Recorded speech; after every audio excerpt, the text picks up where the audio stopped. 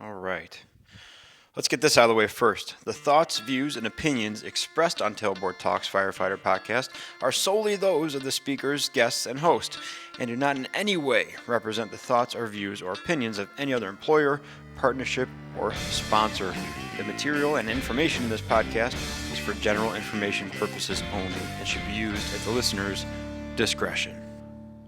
I also still want to do, like Joe Galley was over working out years ago because he doesn't work out anymore. He just does yoga.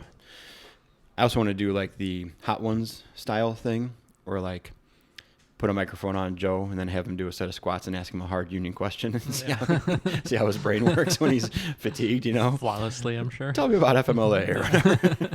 And so, yeah, I'm sure he will be, but it'd be hilarious to watch him try to do two things at once. That was his idea also. Okay. He said a Hot Ones fitness edition would be pretty funny. Well, let's start. Welcome back to your kitchen room. Very excited to be back. It's been a while, man, since we've recorded together. Yeah, I don't even remember what our last one was. Seniority? Yeah, probably. Maybe? Seniority being the problem. Yeah. I also thought that right now our plan is to work out today at noon. Correct. I think it's been about 5 years since we've worked out together. I was trying to think back to like when it would have been. I think we worked out a little bit. Well, I mean, COVID's about that long ago. I think we worked out at Station 4 together a bit. We were doing kettlebell workouts on the bay floor. I don't know if that was pre-COVID or not, though. I don't know. I can't remember. Definitely. So I should say that in a gym setting, it's been at least 5 years. At least, I think.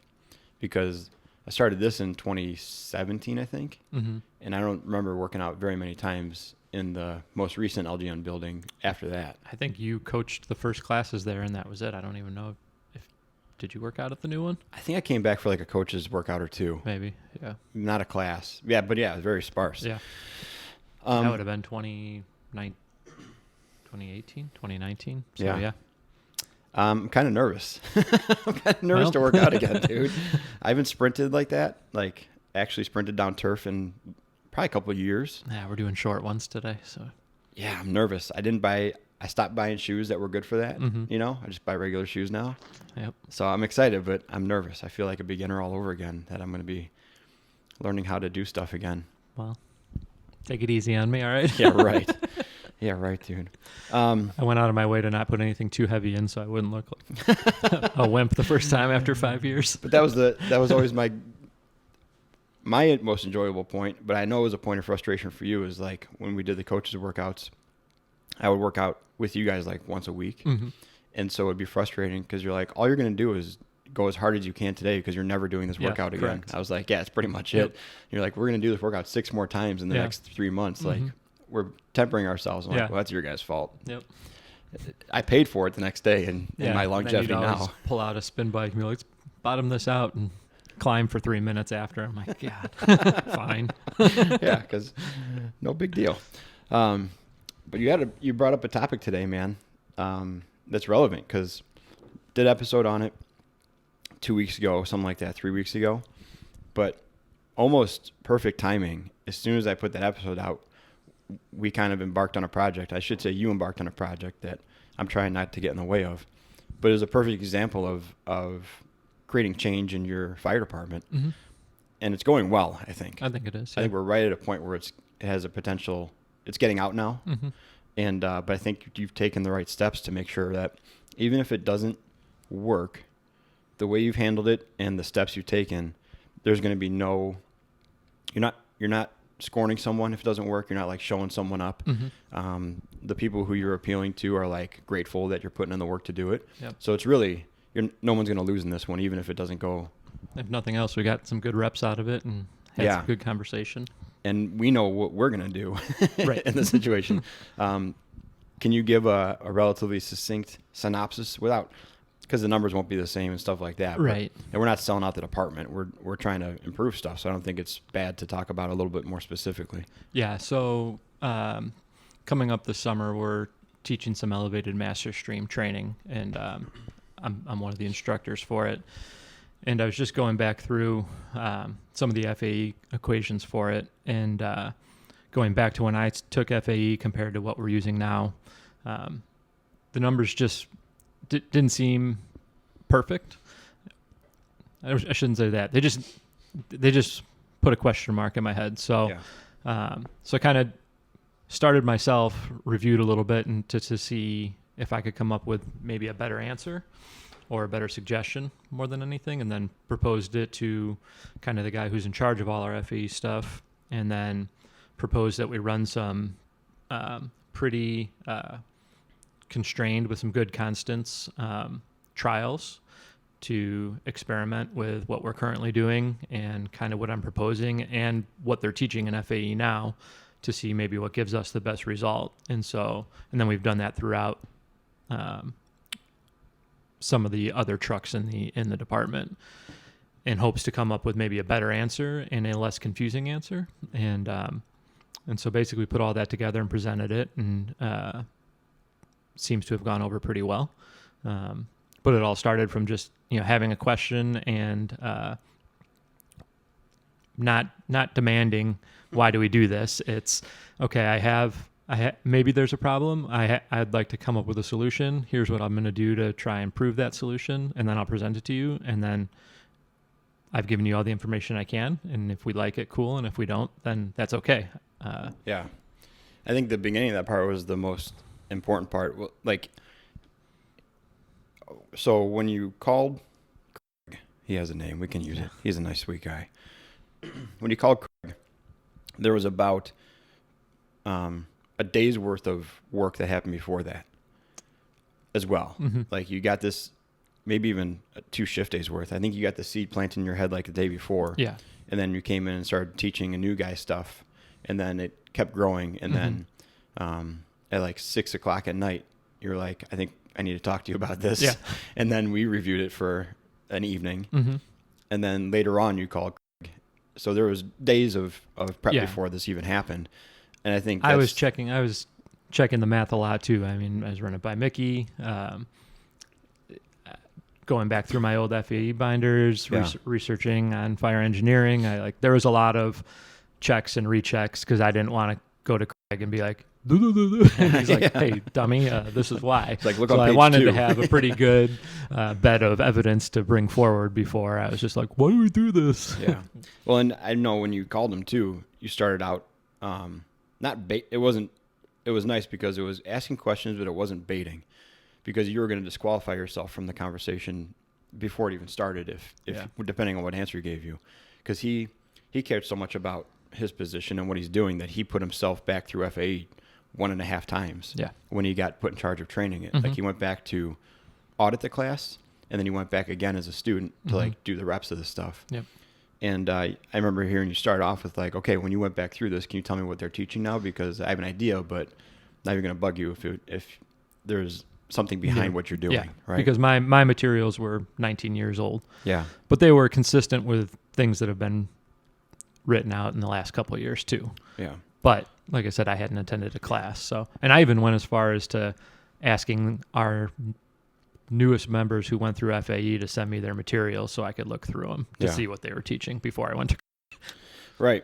But that's a great way to do it. So you do all your work beforehand, because we do have people that'll just go right to the top. I mean, we have people that would call the chief about this and be like, why are we pumping this at this? And he'd be like, and our chief would actually take ownership of that and then go down the chain and try to solve this problem. Right. But all those people don't need to be involved. You're gonna make a lot of people angry along the way when your battalion chief and your captain and your lieutenant find out that the chief is asking questions because you went directly to him. Right. Like, is this a project I'm supposed to be involved in, or what? Why is the chief in my station right now?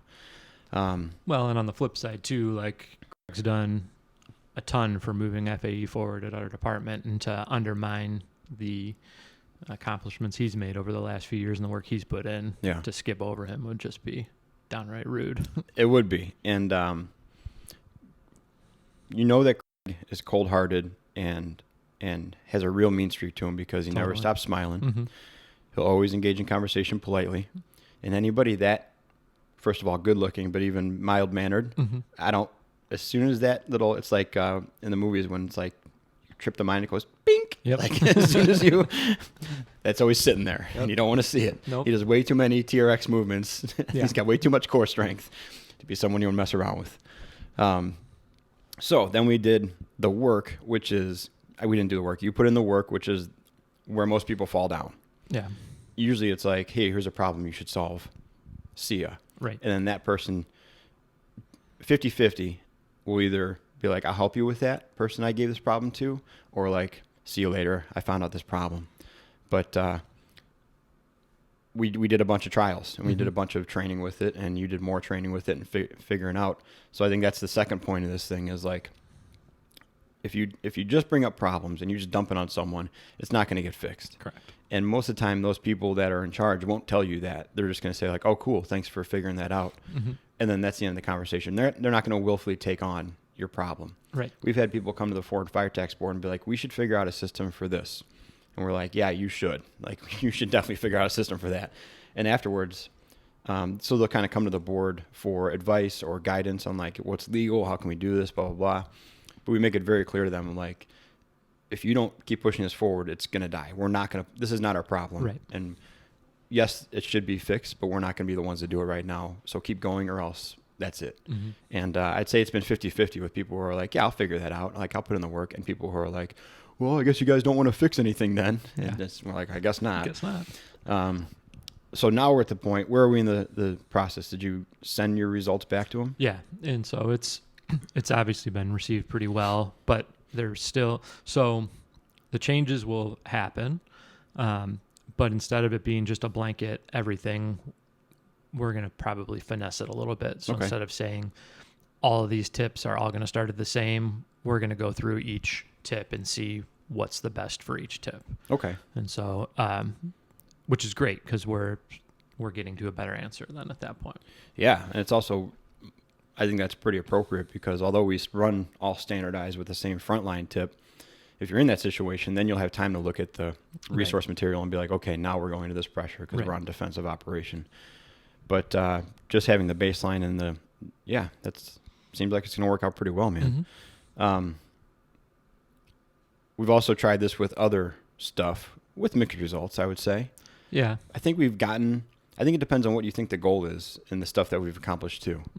Like with the consumption course, that was one of the points that we kind of threw back and forth before this thing.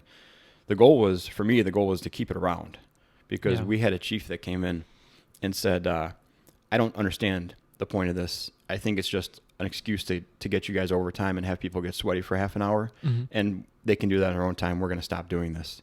So we essentially had to make it something more than it was. It already had value, but we had to like clearly define it, change the course completely, make it like valid and reliable and stop the conflict that was within it of people sharing events and turn it into something and then figure out a way to score it and grade it so you had a result on the back side of it you can compare year to year.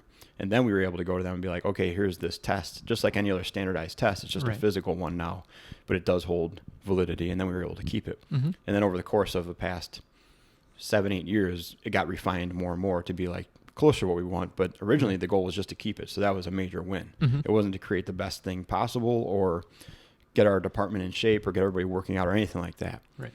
But if you have nothing and you go in with that lofty goal, I think that's a recipe for disaster and letdown, right? But I think too, it's good to kind of share how we've deployed that too, so it's because it kind of goes back to what you were talking about a couple episodes ago with implementing it small. And it's like, we didn't come in and just say globally, everyone on the department's doing this right away. We refined it. Then we started it with the new hires. Yeah. Then we run it through their probation. So now the new hires do it 2 to 3 times throughout their probationary year. And then we do it with the entire department, hopefully once a year, just if things go according to plan. Yeah. So it wasn't just like we came out with this huge idea of how we're going to do this thing. We dripped it and made sure it worked and stayed consistent with it. Yeah. What other, I know you shot a few through a text message. What other examples did you have of things that we've started small or tried to accomplish, even if they didn't work? Because some stuff just hasn't caught on. Some stuff is there just because we want the people to have the opportunity to use it or do it. Well, we're in one right now with the sleds where we're in the very infancy and a lot of pushback on it, where we're starting real small with it. And with a lot of the fitness equipment we have, and this goes back, when I started, we had universal machines, and we were able to graduate to free weights and such. But over the course of time, you learn things that are safer, better, more efficient, more functional. And so then we moved from straight powerlifting bars to trap bars and landmines and medicine balls. And now we're getting to sleds, Yeah. And I think we kind of follow the same path. It just goes externally with the fitness stuff for us because we have 15 years of trying this stuff out outside of the department. And that's our small sample size of figuring things out and knowing that they work. And then we bring them to the department and start implementing them there. And so currently sleds are a hot topic with us because it's a unique piece of equipment. They're expensive. They don't fit in the workout room, but the carryover of what it can do and the benefits of it, those things just weren't available 10 years ago to buy, when we outfitted workout rooms. Yeah. So the sleds we're talking about are not like a prowler. So this was the problem was we had an event in the consumption course that was a tire drag and from both sides. So there was a tire, it had an eye bolt on one side and on the other side as well. On one side it had about 20 feet of 1 3/4 hose, and on the opposite side it had a 20-foot loop of webbing. And so in the course you would grab the loop of webbing and walk backwards like you were dragging with the DRD webbing out of somebody's jacket, and then you would go to the other side of it. So you drag one straight length down the course, then you go to the other side of it and put the 1 3/4 over your shoulder, quarter over your shoulder, and then drag it forward back to the beginning of the course. And I liked it a lot, but it was, first of all, grading on the floor. And also, if it was nice outside, we wanted to do it outside, but the asphalt versus concrete versus the bay floor were different resistances. So it was kind of not giving us a true measure of the difficulty. And at that point, we decreased the reliability of the test of the consumption course. So we had a member come forward and say, I want to get some push sleds that they use the Torque or Tank fitness sleds at their gym. It's a sled that uses wheels, like wheelbarrow wheels and magnetic resistance. And I said, that's great because now we won't damage the floor. And also they're awesome because we use sleds a lot at LGN. But they were metal sleds on turf. But to bring a prowler or a metal sled in, that would do even more damage to the floor, and it would be super obnoxious on concrete and asphalt and the bay floor. So we went for these sleds. So initially, Curt and I kind of tempered our response to it and said, man, these things are like $1,000 a piece. Not likely. So $1,000 a piece, and like you said, they can't fit inside the workout room. They really can't be used inside the workout room. They're going to live on the bay floor. Some of our workout rooms are on the second floor, so this would have to live completely separate from it. And it's just a new piece of equipment in general that doesn't hide, out of sight, out of mind kind of thing. So the first approach we took was proposing 3 of them instead of 7 of them, one for each station. And we figured that 3 of them we could justify because in the consumption course, there's 3 individual courses. So each person runs their own set of equipment. So if we get 3 of them, that would work for the consumption course. And then that would be a trial. So a year from now, we would go back and ask for 4 more to fill out the rest of the stations with a sled. I'm pretty sure if we would have been like super firm on saying we want 70 of these things right away, we would have gotten 0 of them. Probably. But because we kind of pivoted and said, let's just do 3 and then kind of shoehorn it in there. Now, like you're saying, that didn't necessarily make the second round of them that much easier. Right. Because of the reasons that we kind of went over. It's out in the open, and now it's easy to see if someone's not using it. So if you say, why do we have a treadmill? Well, people use it. Well, maybe yes, maybe no. Like you can't see that person using it or not using it, right? With the sled, the people could see people not using it. So like no one's using these things. So when I went back to buy the next 4, there was a little more conversation because of that, which I think is just a purely exposure type of thing. Yeah. But you also brought up some points that I echoed in the meeting of like, well, let's get rid of the Vitamix then. Like I haven't used a Vitamix in 16 years. Right. Mickey uses it every day, but I don't use it, so let's just get rid of it. Right. But it just goes back to, so in getting the second grouping of sleds, I had to go to each station captain and make sure they were good with it, that they understood that it was not going to live in the workout room. I had to go to some of the people at those stations, ask if they used it, get feedback on it. Luckily, I got a captain on my side that liked it a lot, who got his crew to use it, so that was a huge vouch for the whole thing. And then since then, since they're being talked about now, and more stations are going to get them, I've gotten a couple of text messages from guys being like, oh, it's nice outside, I'm going to start using this thing. And one guy texted me with a lot of swear words saying like, get rid of this thing because it hurts my legs. So good job, Dave. So Just another example of stuff that we're going to try to go through. But you have to know what you're fighting for. Like, I changed my tactic in presenting a lot of this stuff because for a while we were saying, like, if this can get one person to work out, it's worth getting. Mm-hmm. Like, if this can motivate someone, or like somebody sees this and they like it, maybe that's worth the investment, right? I've changed that when I go pitch these things now, because I changed it to, if there's 20% of people working out, I want them to have the best equipment possible. Right. And like, I want to reward the people who are already doing it. And yeah, if we pick up one or two a year that wouldn't have done it otherwise, that's cool too. Mm-hmm. But we owe it to the guys who are working out to give them more and better, more free, as often as we can. Yeah. And so that's kind of been my spin on that thing. And, Mm-hmm. and that's worked a lot better, because there's always going to be the air of like giving something to someone who's not going to appreciate it, or someone getting away with something or whatever. But you just change that focus of like, so what if they do? Right. What worst case scenario, they're better, Mm-hmm. like, especially with workout stuff. Like, The funny thing with the sleds too is I've heard more names associated with working out with the sleds of guys that don't work out at the station most of the time. So there's a lot of guys that are like, yeah, we've gone out and used that sled as like a company or something like that are not guys that work. That's the only workout that they've done there. You Yeah. know? Does that make sense what I'm saying? Like they're not going to carve out time to go in the workout room on shift. Right. But for some reason, for that some sled's reason there. the sled was comfortable enough for them to use. Yeah. I think it's just it being out there, man. Mm-hmm. Like we talked about that with forcible entry daunting props too. I mean, if you look at it and you're just like, well, I mean, for us, it's a pretty natural thing because, sweet, how many different ways can I figure out how to use this sled? But for somebody who is just a treadmill guy or an elliptical guy looking at that thing, like, yeah, I don't even know what do I even do with this thing? Like, especially for one of those guys, like if you put the wrong resistance or have the wrong expectation of your pace going into that thing, you're done in like a minute. And you're like, well, how am I supposed to do this for 20 minutes? Right. And with a little bit of coaching and guidance, it can easily be as long, slow distance cardio as anything out there. You just got to do it. You got to use it appropriately. Yep. So yeah, I absolutely. It's actually what that guy said. He's like, yeah, I put 2 plates on level 3, and I was like, this shouldn't be too tough. And he's like, got halfway down to level 2. Yep. Like, on the way back down to level 1, take off a plate. Like, yeah, it's perfect though.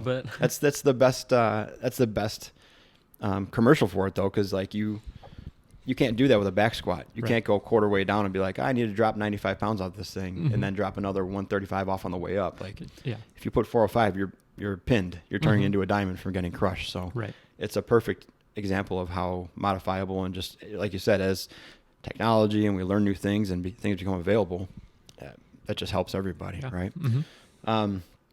We can go over the common ways people screw this up. I think we've hit that kind of organically, of just being too headstrong, too, I don't know, unwilling to bend to accomplish the goal. Sure. Like the goal, you have to have the goal in mind. And as long as that goal's being met, like the method of getting there is not super important to me, as long as it's not damaging to anybody. I personally, I think that the sweeping, we're going to make a change, especially, this does happen a lot with like promoted guys too, where it's like, new sheriff's in town, we're doing this immediately. I think I think you get some conformity out of that pretty quickly, because you just don't want to start things off wrong. Yeah. But that stuff dies. You're not empowering people at that point. You're just tasking them, and when the task is done, their buy-in's done, you know. But I look, this is actually I was thinking about before, is a pretty good example of it is, we had a really well-respected chief officer leave, and he's assistant chief at a new department, and for sure that he's done his homework and that there's things there he wants to change. And from conversations with him, that's not the way that things are starting there. Like, he's not going in guns blazing and being like, here's all the things.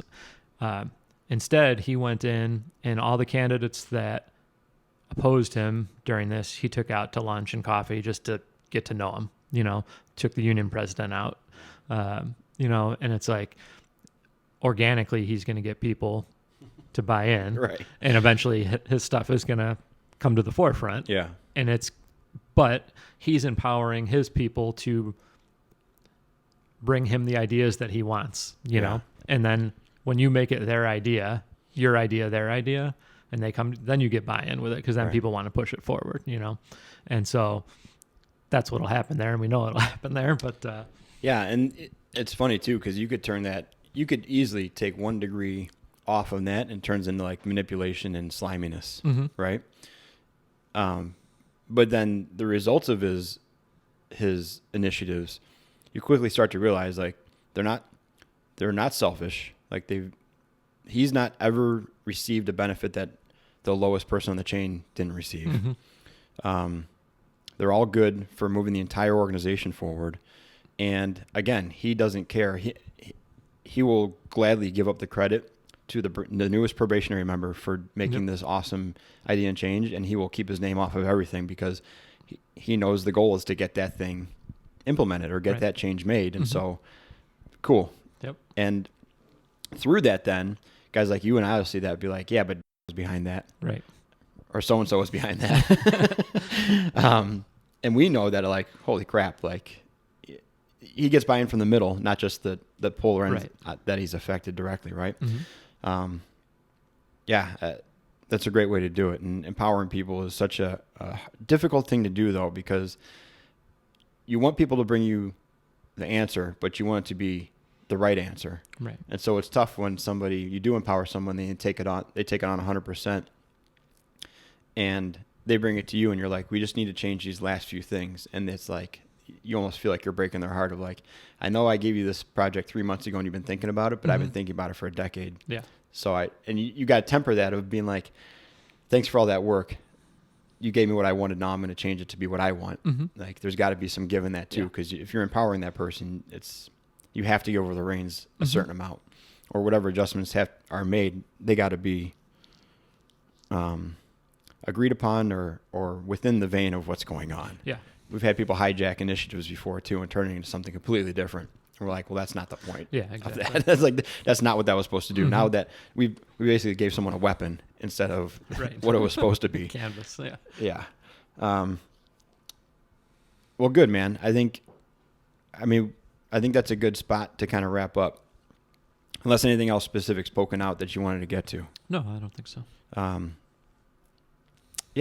Change, start small and just accomplish the goal. Like figure out what has to be accomplished. And I can't think of too many things that would make me ditch a project, short of like bargaining something to get something, you know. If everything else stays intact and it just takes longer, it takes a roundabout way or goes through someone I don't like or something, as long as it's in there. Like I would tell the story about our jackets we got, those quilted jackets. That jacket idea has been around for years. Yeah. But the first time it was handled so poorly and the person wouldn't accept their foot in the door. Like the quartermaster was like, okay, we'll have them, but in this very small degree, but I'm not doing everything you want with them. Yeah. And that person blew it up. They're like, well, I want everything or nothing. And the quartermaster was like, well, then you get nothing. And then they went away for a couple of years. It was like, dude, if you could have just accepted that little wedge and know that guy's going to be gone in a few years. Right. And they'll be part of our culture and part of our system. And then you grow it, and in 5 years from now, you have jackets. Now we have to wait 5 years to start that project over again, which goes in your points also. But, yeah, just try to accomplish the objective, man. Well, good, dude. It's been a good session in the kitchen again. I agree. Next time, maybe in a month, maybe we'll be in the garage.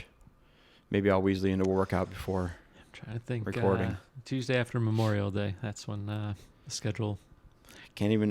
Eases up a little more. You could tell me we're in January right now, man. I have no concept of. I have no concept of what today is. All right, thanks for listening, guys. Reach out with any questions or suggestions. Check out Rescue One CBD and Fourth Frontier. Of course, I forgot to mention them at the beginning of the episode, and just because for some reason Mickey said the other day, I think instead of saying capable and durable on job and wait for it, I'll go back to Wild Stallions and say be excellent to each other. And party on, dudes.